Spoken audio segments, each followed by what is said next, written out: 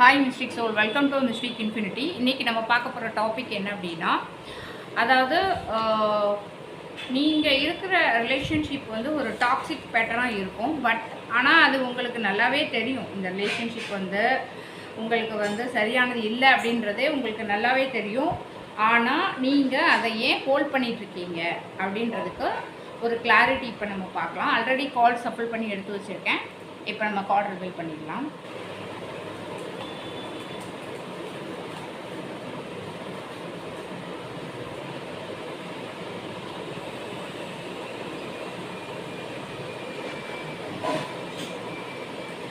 உங்களோட relationship energy பார்க்கும்போது நமக்கு டெம்பரன்ஸ் கார்டு வந்துருக்கு. ஸோ டெம்பரன்ஸ் அப்படின்றது வந்து ஒரு ஆன் அண்ட் ஆஃப் பேலன்ஸ், அதாவது அட்ஜஸ்ட் பண்ணிட்டு போகிறது அப்படின்ற மாதிரி ஒரு பேஷன்ஸ் அதிகமாக இருக்குது. இந்த ரிலேஷன்ஷிப் வந்து ஃபுல் டாக்ஸிக் கிடையாது, பட் ஆனால் ஃபுல் ஹெல்த்தியும் கிடையாது.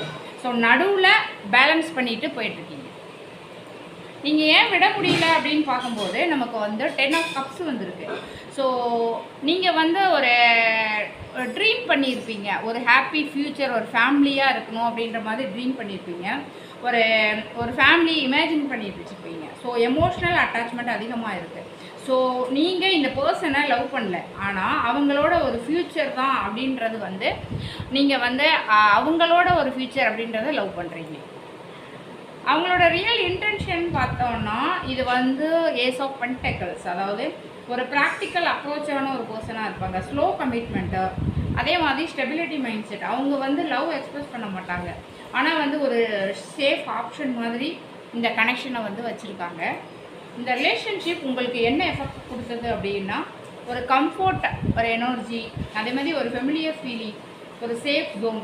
இந்த ரிலேஷன்ஷிப் வந்து உங்களுக்கு பீஸ் கொடுக்கல, ஆனால் கம்ஃபர்ட் கொடுத்துருக்கு. ஸோ அதனால தான் நீங்கள் விட முடியல.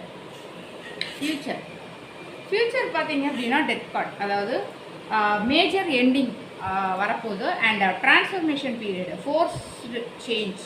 அதாவது நீங்கள் லீவ் பண்ணலைன்னா கூட இந்த கனெக்ஷன் நேச்சுரலி எண்ட் ஆகும். ஸோ அட்வைஸ் அப்படின்னு பார்த்தீங்கன்னா பேஜ் ஆஃப் வான்ஸ். இதில் வந்து ஒரு நியூ பிகினிங் இருக்குது, கரேஜ், மூவ் ஃபார்வர்டு எடுக்க வேண்டிய ஒரு சுச்சுவேஷன். ஸோ நீங்கள் ஃபஸ்ட்டு ஸ்டெப் எடுக்கணும்.